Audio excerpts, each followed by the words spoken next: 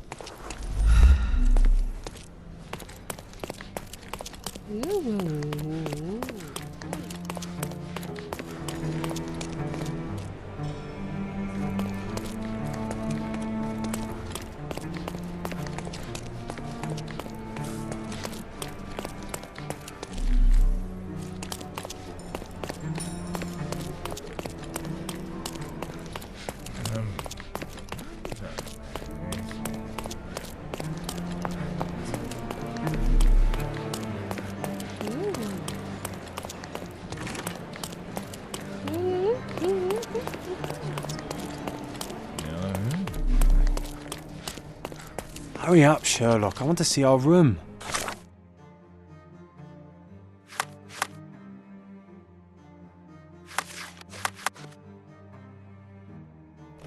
I hope there's a balcony with a view.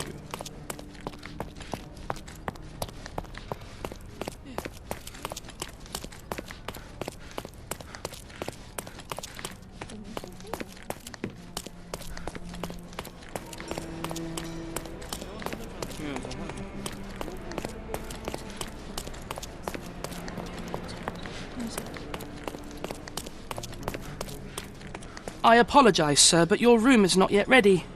Perhaps, in the meantime, you would like to relax in the foyer? Tonight, the restaurant is offering a complimentary marlin ceviche to all our guests.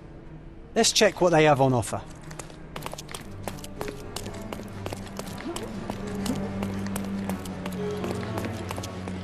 Hey, Sherry. Just our luck.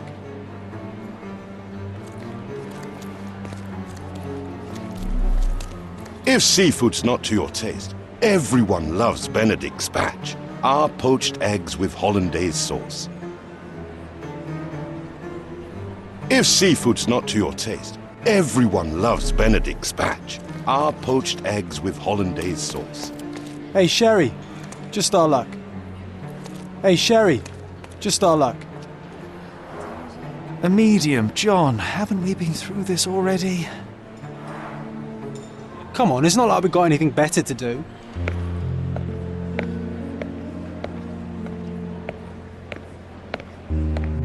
Excuse me, sir, but I believe Mr. Galich is conducting a séance at the moment. Perhaps you'd care to have your portrait drawn while you wait? Why? Pardon me? Why should I sit for a portrait? Sir, it's art. It doesn't need a why. It is its own justification. All things require justification, be they objects, systems, or beliefs. How about art as the lens through which we see the truth of the world?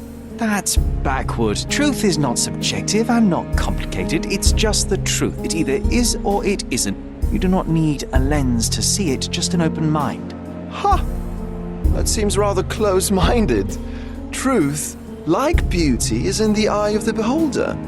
So tell me, what do you see? Mediocrity.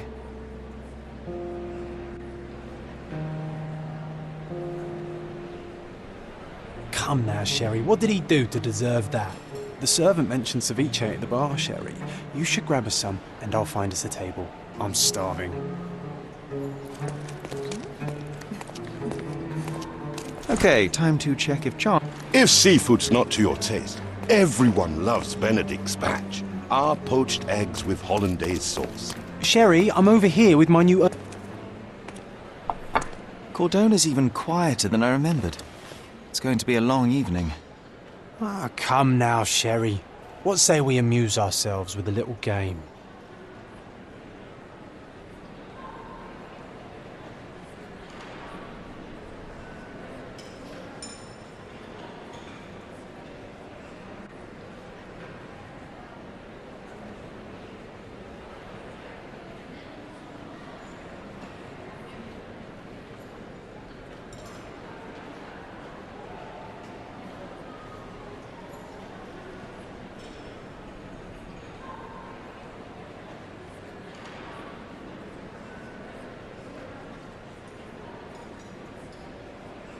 What were you thinking?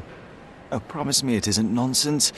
After being cooped up on that boat, I am itching for activity. No.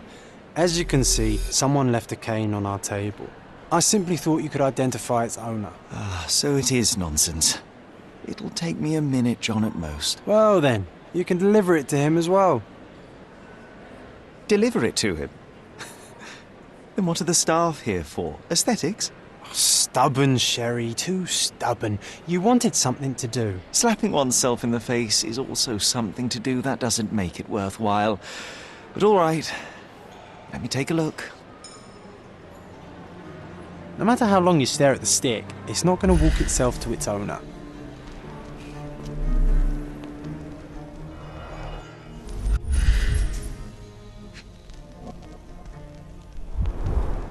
The hand grip is a head of a golden Javanese statue, probably stolen from a temple. The dents suggest it has been used as a bludgeon. A crest depicting a bulb of garlic in a meadow, perhaps the Fielding family or Meadows, or Craven, from the Old English name meaning garlic place.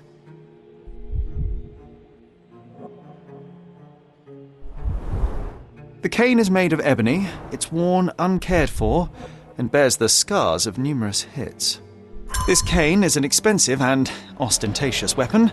Its owner must be vain, volatile, and of noble English blood. Take it with you, Sherry. Let's return it to its owner.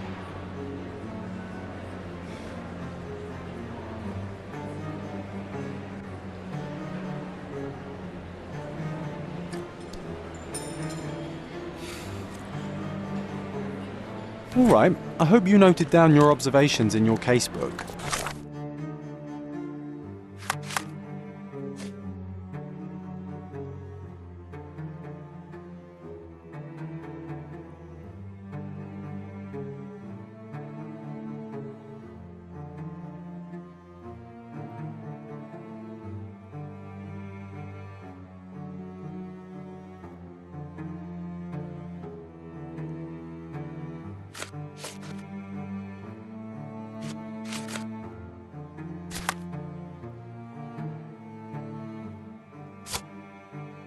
But how are you going to find this nobleman?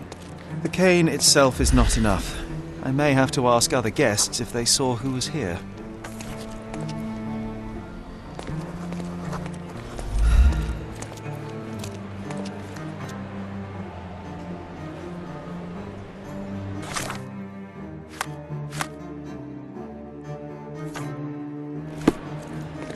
Is this familiar to you? Friend, you're lucky there is something I know about this.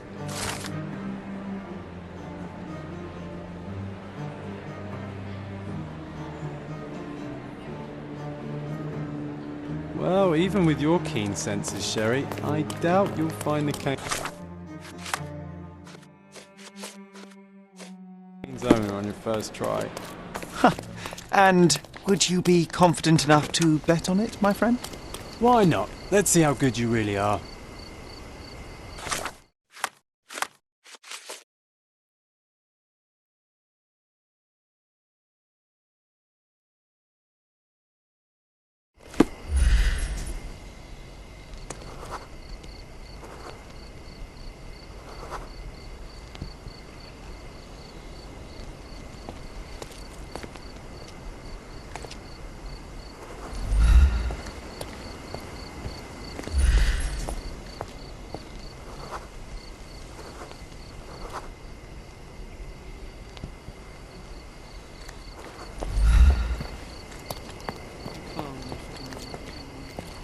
May I ask for your assistance?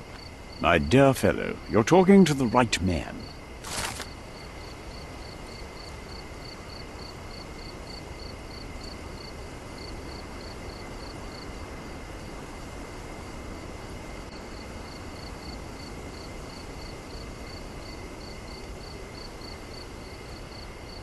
Hey, Sherry, don't we now have the perfect excuse to visit the séance? I'm just going to give the cane to its owner. You will not persuade me to take part in this show.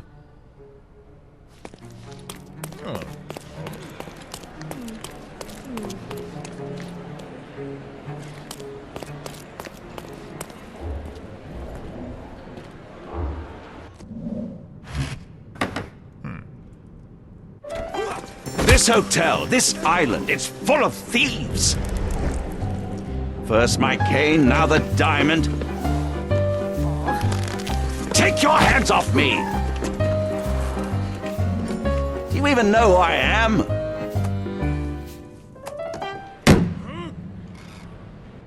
Hey, boy! That's my cane! I get that a lot. It's a very common design. What? No, that's a custom-made. A joke. A joke. It was left at my table in the restaurant. I thought it deserved to be returned. Well, I'll be... It is rare to encounter a straight-fingered true penny these days. What a gentleman. But I must ask, how did you know I was the rightful owner?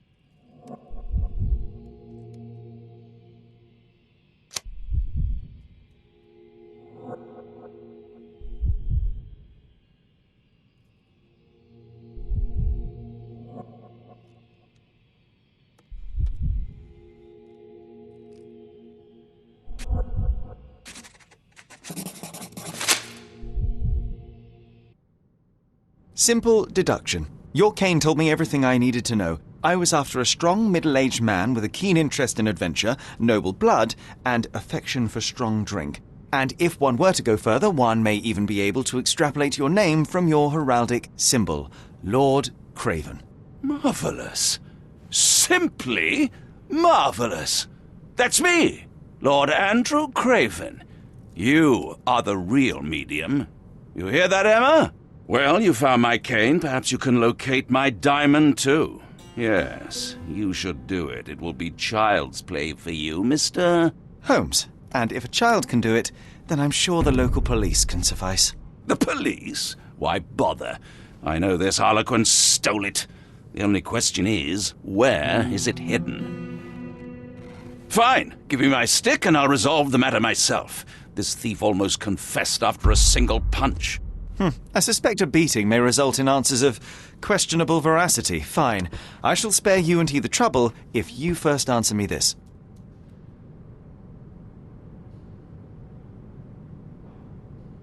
You insist the medium robbed you during the séance. But what occurred exactly?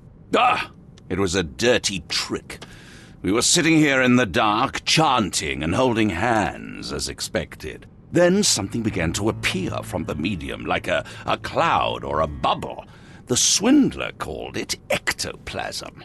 Ah, yes. Common in the spiritualist trade, and quite the spectacle. Indeed, perhaps too much. My beloved Emma screamed in horror, and I stood to defend her, attacking that cursed ghost. How brave. But my hand hit nothing. The medium jumped away from me, and Emma fainted. I lit the candle, and the diamond was gone. How does a priceless diamond become the subject of a séance? It is an unusual accoutrement. Emma wished to speak with its former owners. My grandfather told us it belonged to a Raja, an Indian king. So you were summoning long-dead Indian royalty, and, pray tell, you were expecting him to converse in English? To be frank, Mr. Holmes, I don't believe in ghosts. But Emma was fascinated by the idea of meeting a real king, even a dead one. Well, a crown is a crown. Can you describe the stone itself? A yellow diamond, not less than 100 carats, and perfectly egg-shaped. There is not another like it. Stay here, and don't touch anything. I'm going to investigate further. Don't fret, I'll be keeping a close eye on this thief.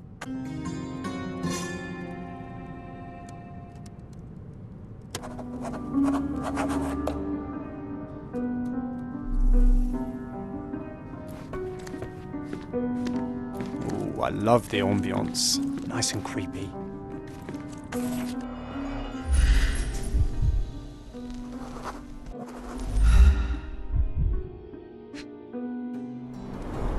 This must be the ectoplasm. Too bad there's not enough for a proper chemical analysis. Ectoplasm. The ghost was here, Sherry. Half a glass of Balblair scotch and the remains of a poor Laranaga cigar. What else does a gentleman need? There are light traces of rouge on the edge of this wine glass.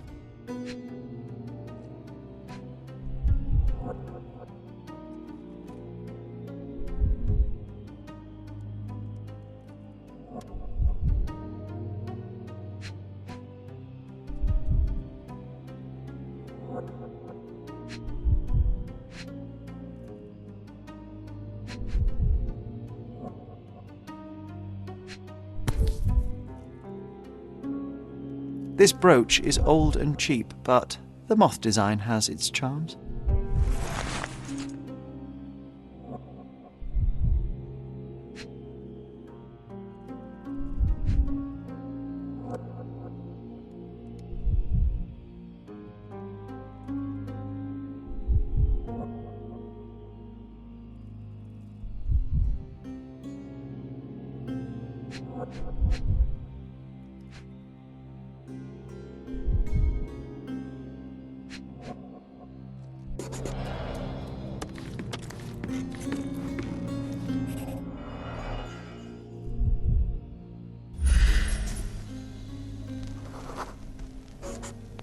The diamond was placed on the table so that all participants could reach it.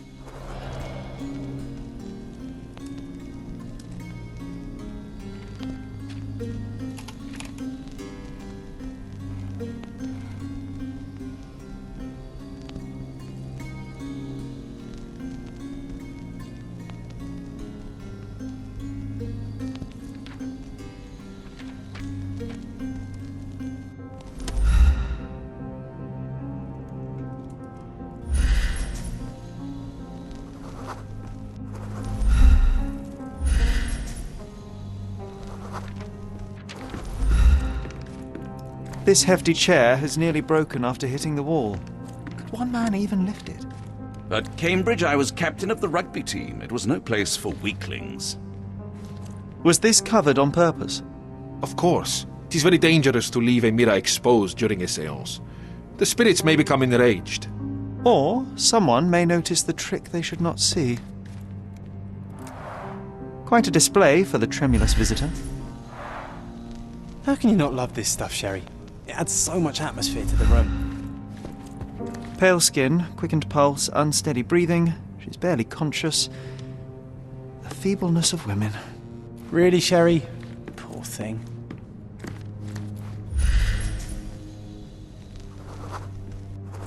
Thank you for helping us resolve the situation, sir.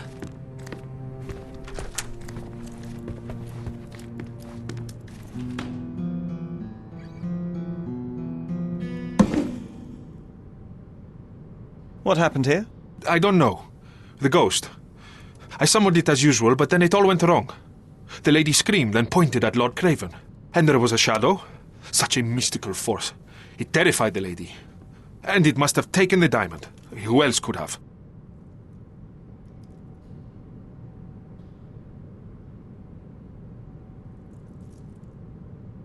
Do you feel the presence of any supernatural entities at the moment? Are you joking, sir? My nose is broken, this maniac wants to kill me, and you're asking about the spirits? I suppose this can wait.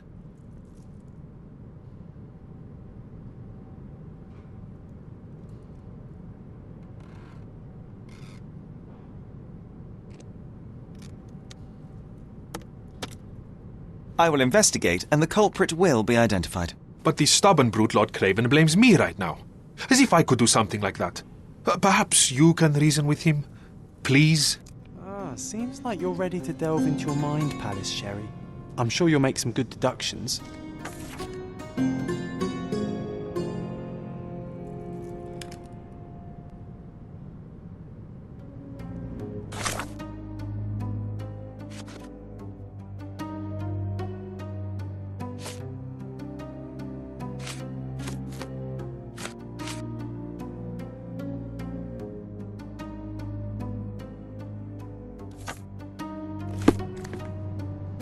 I didn't take the diamond, I swear. Thank you for helping us resolve the situation, sir. Find the stone, mister.